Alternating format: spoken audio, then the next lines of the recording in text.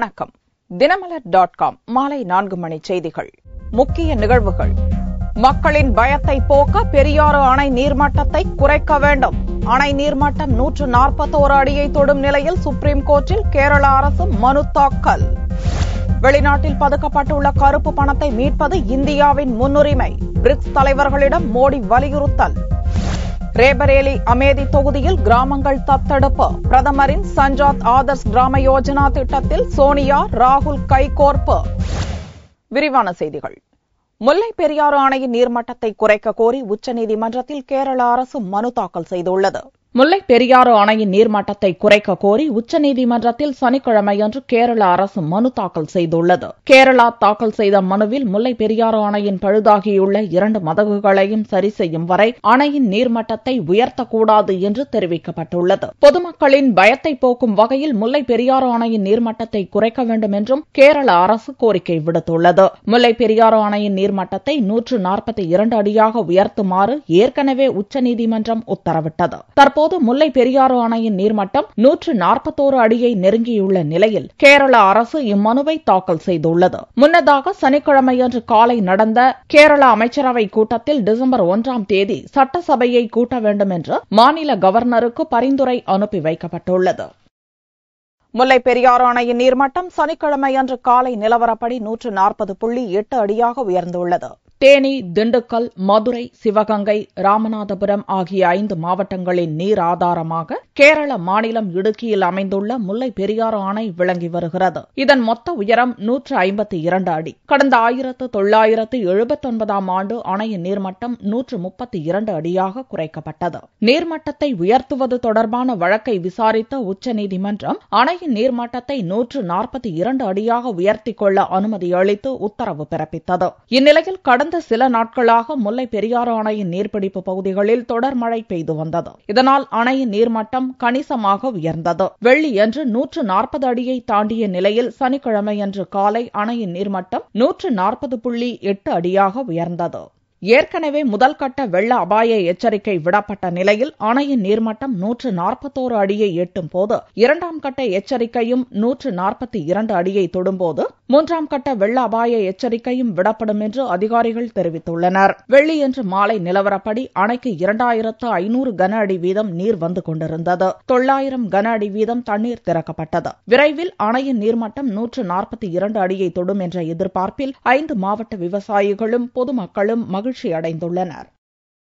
வெளிநாடுகளில் பதுக்கப்பட்டுள்ள கருப்பு பணத்தை மீட்பது இந்தியாவின் முக்கிய முன்னுரிமை என்று பிரிக்ஸ் தலைவர்களிடம் பிரதமர் மோடி வலியுறுத்தியுள்ளார். பிரதமர் நரேந்திர மோடி வெளிநாடுகளில் நடக்கும் பல்வேறு நிகழ்ச்சிகளில் பங்கேற்க 10 நாள் சுற்றுப்பயணம் மேற்கொண்டுள்ளார். G20 நாடுகளின் மாநாட்டில் கலந்து கொள்வதற்காக பிரதமர் மோடி வெள்ளியன்று ஆஸ்திரேலியா சென்றார். பிரிஸ்பேனில் நடக்கும் இம்மாநாட்டுக்கு முன்னதாக பல்வேறு நிகழ்ச்சிகளில் அவர் பங்கேற்றார். ரஷ்ய பிரதமர் விளாடிமிர் புட்டின், சீன அதிபர் ஜி ஜின்பிங், பிரேசில் அதிபர் டில்மா ரூசெப், தென்னாப்பிரிக்க அதிபர் ஜேக்கப் ஜூமா ஆகிய பிரிக்ஸ் நாட்டு தலைவர்களின் கூட்டத்தில் பேசிய பிரதமர் மோடி வெளிநாடுகளில் பதுக்கப்பட்டுள்ள கருப்பு பணத்தை மீட்பது இந்தியாவின் முன்னுரிமை செயல்பாடு என்பதை விளக்கினார். வெளிநாட்டு வங்கிகளில் பதுக்கப்பட்டுள்ள இந்திய கருப்பு பணத்தை மீட்பதில் மற்ற நாடுகள் ஒத்துழைப்பு அளிக்க வேண்டும் என்றும் அவர் கேட்டுக் கொண்டார். பிரிக்ஸ் நாடுகள் வரும் 2016ஆம் ஆண்டு பிரிக்ஸ் வங்கிகள் துவக்க உள்ள நிலையில் மோடியின் இந்த பேச்சு முக்கியத்துவத்தை பெற்றுள்ளது.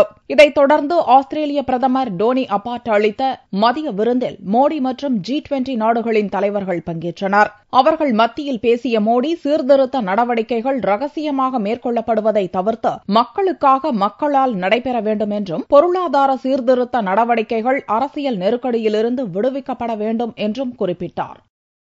பிரதமர் மோடியின் திட்டத்தின் கீழ் காங்கிரஸ் தலைவர் சோனியா மற்றும் துணைத் தலைவர் ராகுல் ஆகியோர் தங்கள் தொகுதியில் மாதிரி கிராமத்தை தத்தெடுத்துள்ளனர்.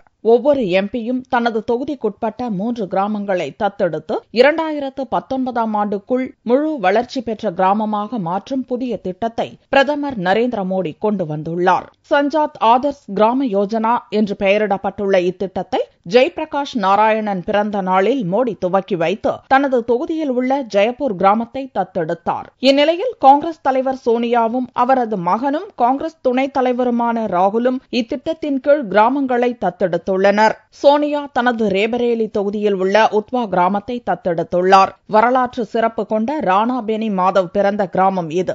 இதேபோல அமேதி தொகுதியில் உள்ள டே கிராமத்தை தத்தெடுத்துள்ளார். பிரதமர் மோடியின் சஞ்சாத் ஆதர்ஸ் கிராம யோஜனா திட்டத்தின் கீழ் இந்த கிராமங்களை சோனியா, ராகுல் ஆகியோர் தத்தெடுத்தாலும் அதற்கு மோடியின் திட்டங்களை இவர்கள் ஆதரிப்பதாக பொருள் அல்ல என்று காங்கிரஸ் விளக்கம் அளித்துள்ளது.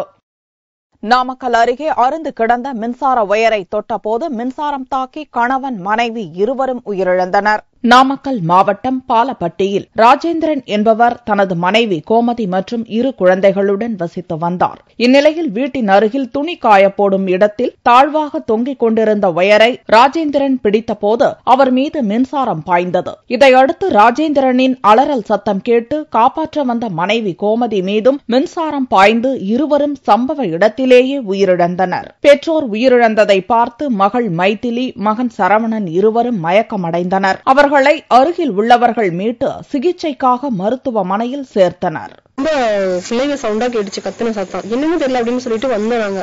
வந்து பார்க்கும்போது இவங்கெல்லாம் எல்லாம் பக்கத்துல எல்லாம் குச்சி எடுத்து அந்த மீட்பு பெட்டி இது பண்ணிட்டு இருந்தாங்க.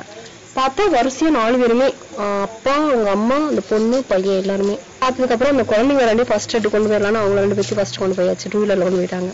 அதுக்கு பிறகுதான் அப்பா, அம்மா அவங்க 2 பேர்த்தையும் அதுக்கப்புறம் தான் காருக்கெல்லாம் போன் பண்ணி வர சொல்லி எல்லாருமே ஹெல்ப் பண்ணி கூட்டிட்டு போனாங்க. இச்சம்பவம் குறித்து பரமத்தி வேலூர் போலீசார் வழக்கு பதிவு செய்து விசாரணை மேற்கொண்டுள்ளனர்.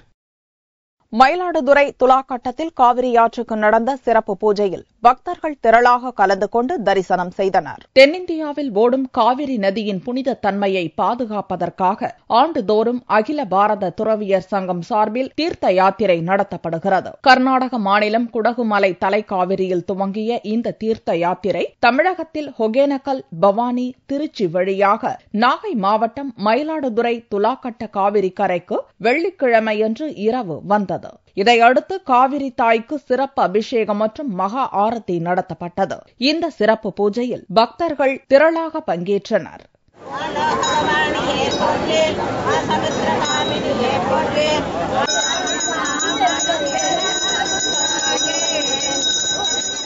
மகா ஆரத்திக்கு முன்பு நடந்த திருவிளக்கு பூஜையில் பெண்கள் பலர் கலந்து கொண்டனர்.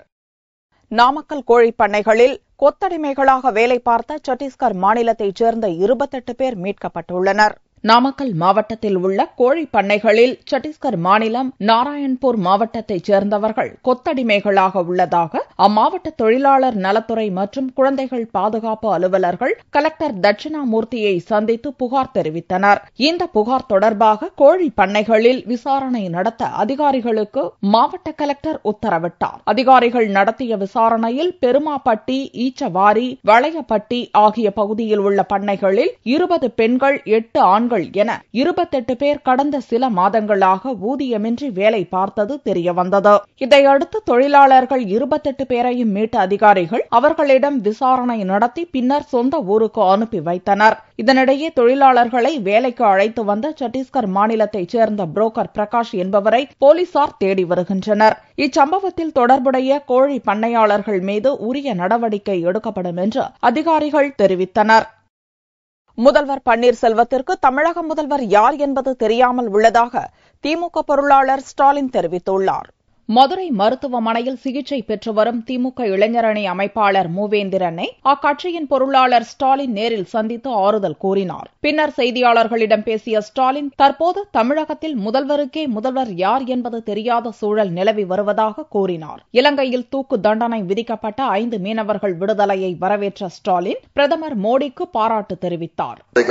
தலைவர் தன்னுடைய மகிழ்ச்சி தெரிவிச்சிருக்கிறாரு. இதில் உடனடியாக ஈடுபட்ட பாரத பிரதமர் மோடி அவர்களுக்கும் வாழ்த்துக்களையும் நன்றியை தெரிவிச்சிருக்கிறாரு. அதை ஒட்டி நேற்றைய தினம் ராமநாதபுரத்தில் நானும் என்னுடைய நன்றியை தெரிவிச்சிருக்கிறேன். அதாவது முதலமைச்சர் யாருன்னு தெரியாத ஒரு சூழ்நிலையில இன்னைக்கு தமிழ்நாடு இருந்து கொண்டிருக்கு. அதான் உண்மை. தமிழக மீனவர் பிரச்சினையில் உடனடி நடவடிக்கை எடுக்கப்பட வேண்டும் என்று ஸ்டாலின் கேட்டுக் கொண்டார். குழந்தைகள் தின விழாவை ஒட்டி நடந்த நிகழ்ச்சியில் தூய்மை இந்தியா, தூய்மை பள்ளி திட்டத்தின் தூதராக 12 வயது மாணவி ரேஷ்மா அறிவிக்கப்பட்டுள்ளார். குழந்தைகள் தினத்தை ஒட்டி டெல்லியில் உள்ள அம்பேத்கர் மைதானத்தில் பிரம்மாண்டமான விழா நடந்தது. இந்நிகழ்ச்சியில் மத்திய மனிதவளத்துறை அமைச்சர் ஸ்மிருதி இரானி பங்கேற்றார். ஸ்வச் பாரத் அபியான் என்ற தூய்மை இந்தியா திட்டத்தை பின்பற்றி பள்ளிகளையும் அதன் சுற்றுப்புறத்தையும் தூய்மைப்படுத்த வேண்டும் என்று அழைப்பு விடுத்த அமைச்சர் ஸ்மிருதா, ஸ்வச் பாரத் ஸ்வச் வித்யாலயா அபியான் திட்டத்தின் கீழ் பள்ளிகளின் தரம் உயர்த்தப்படும் என்றும் நம்பிக்கை தெரிவித்தார். டிஃபென்ஸ் காலனியில் உள்ள நிகாம் பிரதீபா வித்யாலயா பள்ளியைச் சேர்ந்த 12 வயது மாணவி ரேஷ்மா நாயக் என்பவரையும் ஸ்மிருதி இரானி பள்ளிகளின் தூய்மை திட்டத்தின் அதிகாரப்பூர்வ தூதராக அறிவித்தார். தங்கம் மற்றும் வெள்ளி விலையில் சனிக்கிழமையன்று பெரும் மாற்றம் காணப்பட்டது. தங்கம் மீண்டும் சவரன் 20,000 ரூபாயை தாண்டியது. சனிக்கிழமையன்று ஒரு சவரனுக்கு அதிரடியாக 568 ரூபாய் உயர்ந்து ஒரு சவரன் தங்கம் 20,072 ரூபாய்க்கு விற்பனையானது. 1 கிராம் ஆபரண தங்கம் 2,509 ரூபாயாக இருந்தது. வெள்ளி 1 கிராமுக்கு 2 ரூபாய் 40 காசுகள் அதிகரித்து 39 ரூபாய் 10 காசுகளுக்கு விற்பனையானது. பார் வெள்ளியின் விலை 36,500 ரூபாயாக இருந்தது. அழியும் நிலையில் உள்ள தமிழர்களின் மரபு வழி கலையான தோற்பாவை கூத்தை மேம்படுத்த அரசு முன்வர வேண்டும் என்று கலைஞர்கள் எதிர்நோக்கியுள்ளனர். அறிவியல் தொழில்நுட்ப வளர்ச்சி இல்லாத காலத்தில் சினிமா மற்றும் நாடகத்திற்கு முன்னோடியாக விளங்கியது தோல்பாவை கூத்து. விடுதலை போராட்ட காலத்தில் மக்களிடம் விடுதலை வேட்கையை தூண்டும் ஒரு கருவியாக தோல்பாவை கூத்து இயங்கியது. நாளடைவில் இந்த மரபு வழி கலை மெல்ல மெல்ல நலிவடைந்தது. தற்போது இக்கூத்தில் ஒரு சில கலைஞர்களே ஈடுபட்டுள்ளனர். மதுரை மாவட்ட பள்ளி ஒன்றில் நடந்த குழந்தைகள் தின விழாவில் பாரம்பரியமிக்க தோல்பாவை கூத்து நடத்தப்பட்டது. உலகத்து நன்மைகளை பத்தி தெரிஞ்சுக்கிறதா, உலகத்து அனுபவங்களை பத்தி தெரிஞ்சுக்கிறதா, நம்ம படிச்சு முன்னேற்றத்துக்கு எப்படித்தான் நம்ம வந்தானோ நாம செய்யற தவறு எந்த நீங்க காலையில ஒவ்வொருத்தரா வந்துடுறீங்க. இதில் சுகாதாரம், சுற்றுப்புறச் சூழல், மரம் நடுதல், சாலை விதிகளை பின்பற்றுதல் ஆகியன குறித்து மாணவர்களுக்கு விழிப்புணர்வு ஏற்படுத்தப்பட்டது. பொம்மைகளில் நூலை கட்டி கதைக்கேற்ப அதை இயக்கியதை மாணவர்கள் ஆர்வமுடனும் பிரமிப்புடனும் பார்த்து ரசித்தனர். இன்றைய தலைமுறையினருக்கு தோல்பாவை கூத்து குறித்து தெரியாத நிலையில் இதை மேம்படுத்த அரசு முன்வர வேண்டும் என்று தோல்பாவை கலைஞர் முத்து லட்சுமணராவ் கேட்டுக் கொண்டார். 5வது தலைமுறை பாதுகாத்து இந்த நிகழ்ச்சியை தொடர்ந்து நாங்க பண்ணிக்கிட்டு இருக்கிறோம். இருந்தாலும் இதுக்கு அரசு துறையில கலை பண்பாட்டுத்துறை, அதே மாதிரி சுற்றுலாத்துறை, அது மட்டும் இல்லாம அரசு விழாக்கள், இந்த மாதிரி நிகழ்வுகள்ல 2வது இந்த இது நம்ம குடியரசு தினம், சுதந்திர தினம், இது மாதிரியான நாட்கள்ல பூரா இந்த நிகழ்ச்சிகளை அரசு மூலமா நடத்துறதுக்கு எங்களுக்கெல்லாம் வாய்ப்பு கொடுத்தாங்க அப்படின்னு சொன்னா ரொம்ப உதவியா இருக்கும் அப்படின்னு சொல்லி நினைக்கிறோம். இன்றைய தலைமுறைக்கு தோல்பாவை கூத்து போன்ற பாரம்பரிய கலையின் பெருமைகளை அறிய வைக்க அரசும் ஆசிரியர்களும் முன் வர வேண்டும். மீண்டும் செய்திகள் இந்திய நேரப்படி இரவு 8 மணிக்கு. வணக்கம்.